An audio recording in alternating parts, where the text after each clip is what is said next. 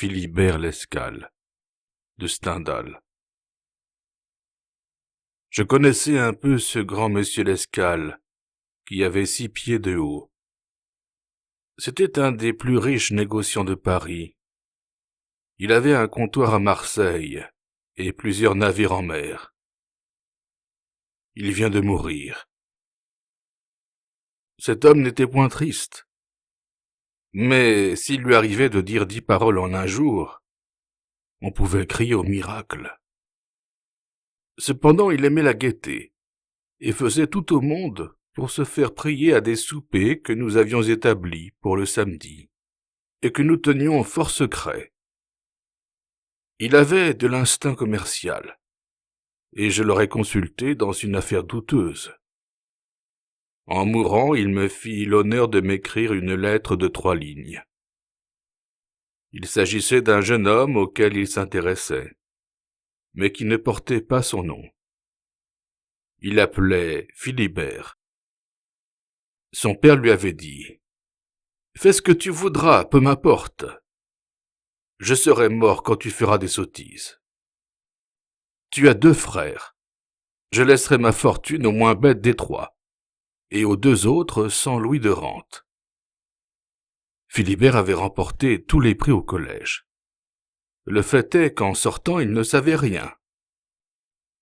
Depuis, il a été 3 ans hussard et a fait 2 voyages en Amérique.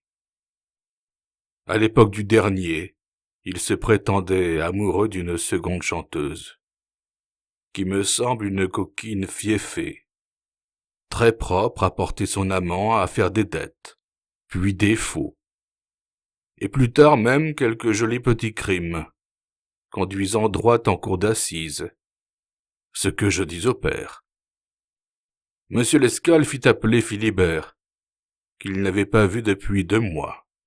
« Si tu veux quitter Paris et aller à la Nouvelle-Orléans, lui dit-il, je te donne 15 000 francs, mais payable à bord, où tu seras subrécargue. » Le jeune homme partit, et l'on s'arrangea pour que de son plein gré, son séjour en Amérique durât plus que sa zone de passion.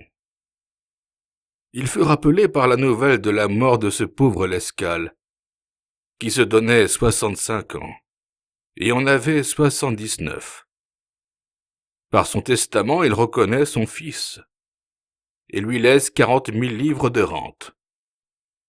De plus, lorsqu'il aura vendu toutes les propriétés, et qu'il sera complètement ruiné, un des amis de Lescale lui comptera 200 francs, tous les premiers du mois, et 300 francs s'il est en prison pour dette.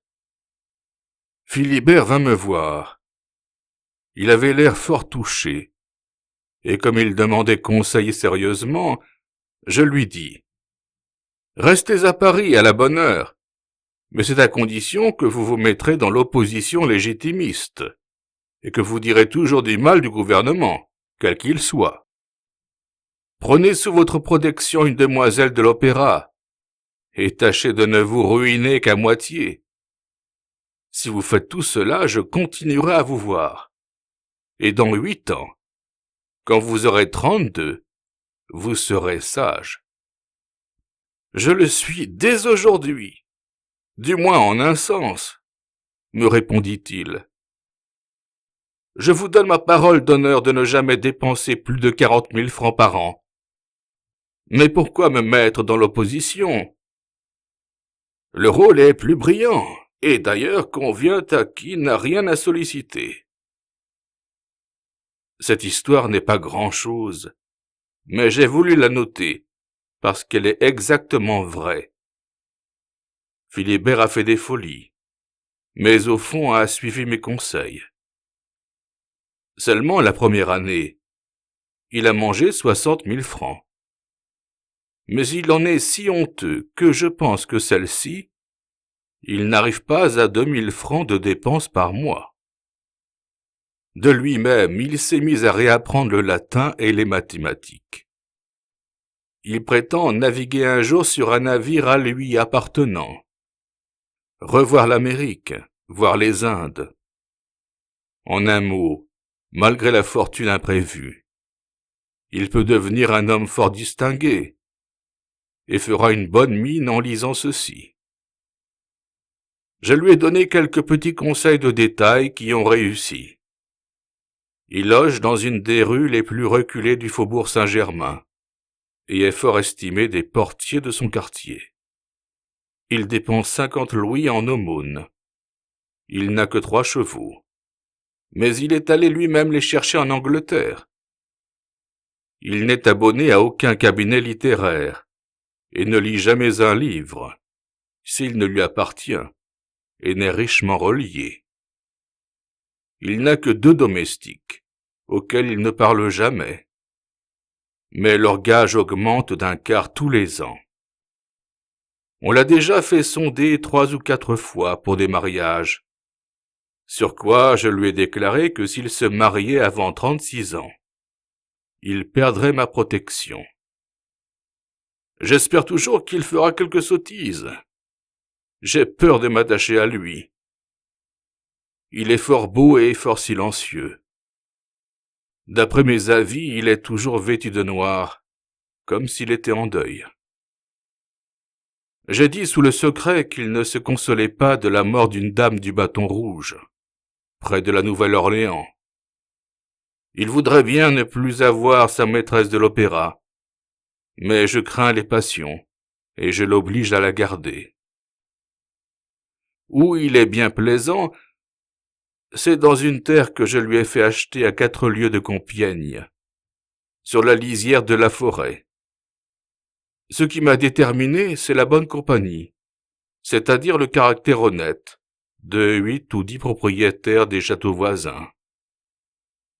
Tous les fainéants du pays chantent les louanges de Monsieur Lescal.